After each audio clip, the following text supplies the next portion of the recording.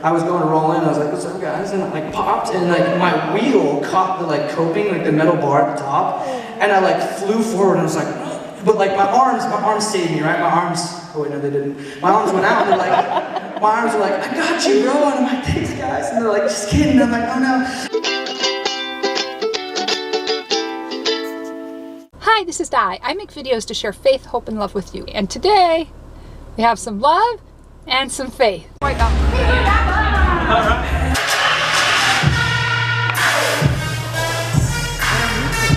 Hundreds of you want to know the victory that God gives to those that belong to Christ. That God gave us to die because of sin. This is the reason why. And we have full access to that. He loves you so much. Like so much. He loves all of you more than we can ever realize, and that's so beautiful. Let's worship Him.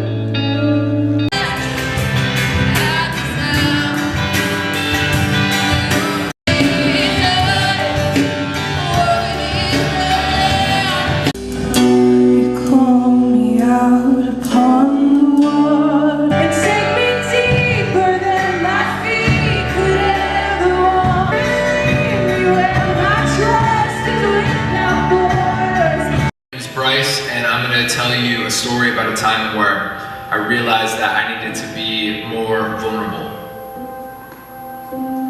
Growing up in my family, we were a sports family, and one of the things that I feel like I really learned was to push through pain. I was really good at that. I really had a high pain tolerance, lots of anxiety, because I had been pushing away these feelings for so long and this hurt. And I thought that these walls were protecting me, but really they were closing on me. And I came to this realization that if I'm to be open and express how I'm feeling, that it's absolutely going to destroy me.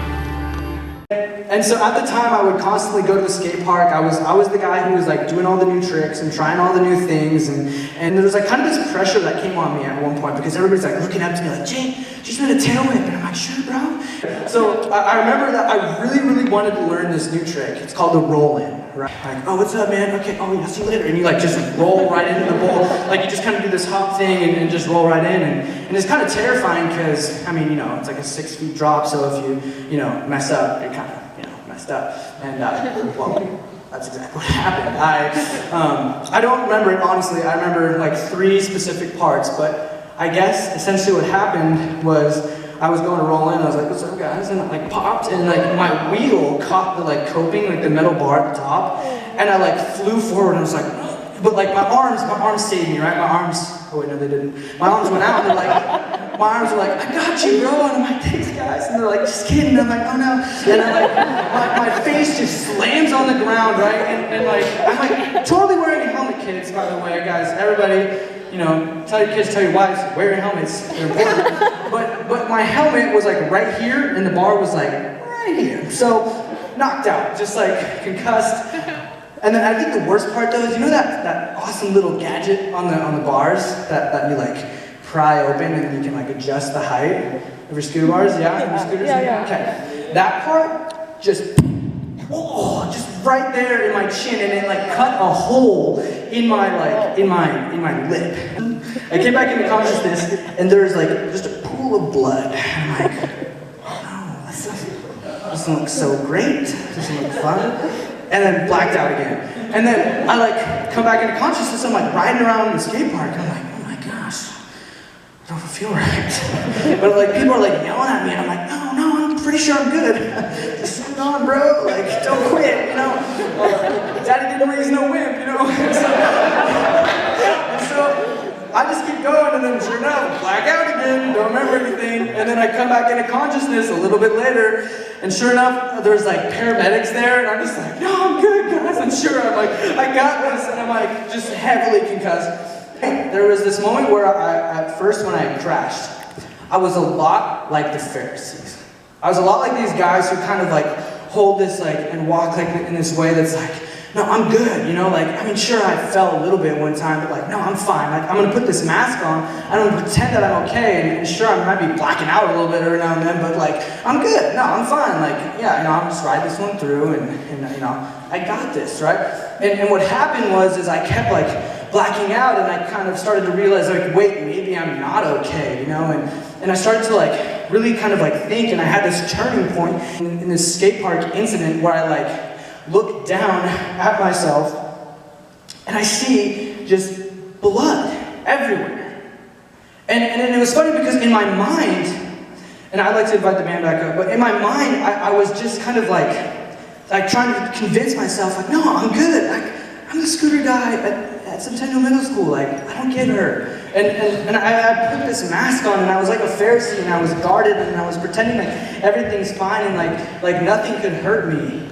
But I had this moment when I looked down and I was like, okay, wait, no, I'm actually covered in blood. I actually need help. There's actually a giant hole in my lip. I don't think that's very normal. And in this moment in the story, I kind of go from being like a Pharisee and putting on these masks to being like the woman and kind of like realizing like, whoa, like I'm not doing so great. I'm not doing so hot. Next question is, if you could live in any period of history, when would it be? That reveals a lot about you. I'm on my way to work, but afterwards, I'm gonna have somebody over. We have kind of a business thing we need to work on, so I'll show you then. So I'm off work, and we are going to have to clean the house to get ready for company. But first, car wash.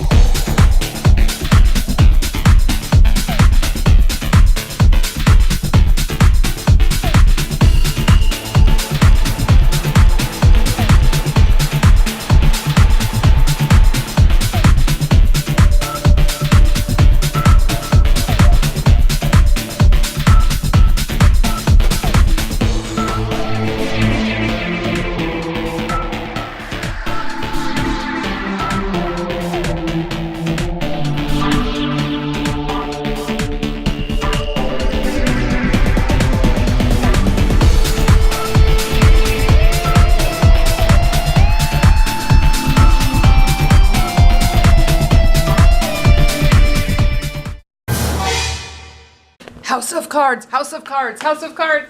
No spoilers. We are still in season 1. Please don't ruin it for me. Oh my gosh, there's nothing like it on TV. Nothing. Nothing. It's its own thing. No one's ever made a show like it. Well, I love Washington, D.C. because I travel there, so it's like my second hometown. And then Kevin Spacey just talks right into the camera and breaks the fourth wall. It's a drama kid's dream come true. What do you like about it? Everyone's intelligent on it. You don't know what's going to happen next. And I've always just been curious about what the political process might be like. And this seems to show like the emotional truth of it. And I appreciate that. A lot of people are heartless, though, in the show. Everyone's heartless, which is kind of disappointing because there's no one to root for. Really? Is there? You can kind of root for. You kind of root for everyone. You don't fully root for anyone, but you kind of root for everyone. Which is probably true if you really lived there. Yeah. And guess who's here? Hi! Yay, we're working on a project together. It's not really secret, but it is No, it's not secret at all. vlog-related. Really. It's not vlog related, is it? No, it's not really. It's not vlog-related. No, it's another business, another thing I'm doing. Another Yes. journey I'm on. He has another business, another channel, and this is for that. And we're going to be working a convention together. I used to work conventions all the time in my old job as a foster parent recruiter, and Joel invited me to help work the convention with him, and I love this convention. It's the Northwest Ministry Conference. I've been calling it Mini-Con or something like that, but it doesn't make any sense to me. But yes, Northwest Ministry Conference. But instead... Yeah, the artwork Caleb. is so insane. To take a picture of it. So you got it at the library or you bought it? No, I bought it Oh. at the comic book store in the mall. This last weekend, a guy from my work, he makes He's made his own R2 unit. He was at that comic book store this last weekend with it. Yeah, the convention they were doing. The little thing they were doing. Yeah. I wanted to show you where I've been spending a lot of my time. I always wonder where my time goes during the week. And since I've been feeling better, I'm back in youth ministry, specifically the high school group. And so I don't feel comfortable showing the kids because I feel like their privacy is being invaded by an adult with a camera, which is just really super creepy. So that's why I show you the youth workers and I shoot backs of heads and feet and stuff like that. But I think it gives you an opportunity to see what takes up so much of my time. And then of course I was doing chores because that takes up a bunch of time in my day. And then Joel and I were working on that work project of his, and it is coming to fruition. I believe in the very next vlog you will see, we will be at the conference, and I'll tell you, well, Joel will get a chance to tell you about his business.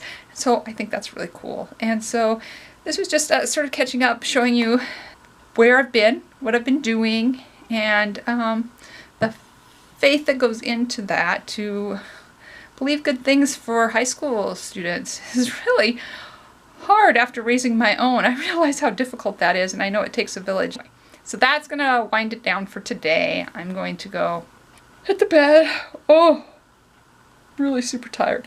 Anyway, thank you so much for watching. Don't forget to subscribe. See you soon. God bless.